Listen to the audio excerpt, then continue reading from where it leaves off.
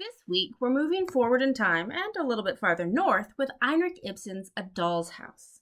Ibsen was born in 1828 in Norway. He's not noted for being particularly innovative in his technique, but he does offer a distinctly progressive ideology that challenges the traditional rules and beliefs of society. Unlike Shakespeare and Sophocles, who were interested in the great people and major moments of the worlds that they created, Ibsen's writing focused on normal people in average situations. The drama doesn't come from political intrigue or murder. It comes from the everyday demands of life. Ibsen believed that the individual's right and need to make their own choices outweighed the demands of social conformity. His characters challenge us to reconsider the way that our world works. Unsurprisingly, perhaps, his plays were met with controversy. Many decried his challenging of traditional gender roles and particularly his presentation of complex, imperfect women who weren't content with their lives as wives and mothers. Though the setting and scope of the plays are distinctly different, Ibsen nonetheless shows the same fascination as Sophocles and Shakespeare with the ways that the personal and the political intersect. Our first two playwrights used familial turmoil and personal loss to explore the important questions of leadership, war, and religion. Ibsen flips this paradigm and instead explores the impact of society's rules and expectations on individuals. In this play, we meet Nora and her husband Torvald, who seem like the perfect couple on the surface. Notice the way that Ibsen describes the scene. A cozy sitting room decorated in china figures and leather-bound books.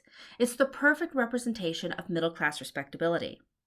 But soon we see that their relationship is not as perfect as it seems, especially for Nora. Pay attention to the way that Torvald speaks to Nora, constantly referring to her as little or delicate, calling her a bird or a squirrel. Consider what that says about their relationship. We also meet a poor widow, very much a foil to Nora, and a blackmailer, both of whom directly challenge the idealized version of life that Nora is desperate to cling to. Ibsen demands that we, the readers, question who is a hero and who is a villain.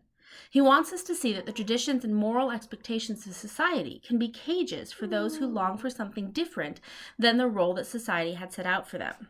As you read this play, consider your reactions to these characters. What are we supposed to think of them? Is Torvald a villain or a victim? Is Nora courageous or callous? Is Krogstad dastardly or merely desperate?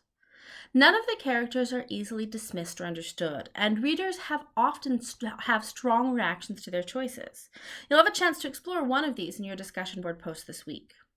Also, your third and final writing project is posted.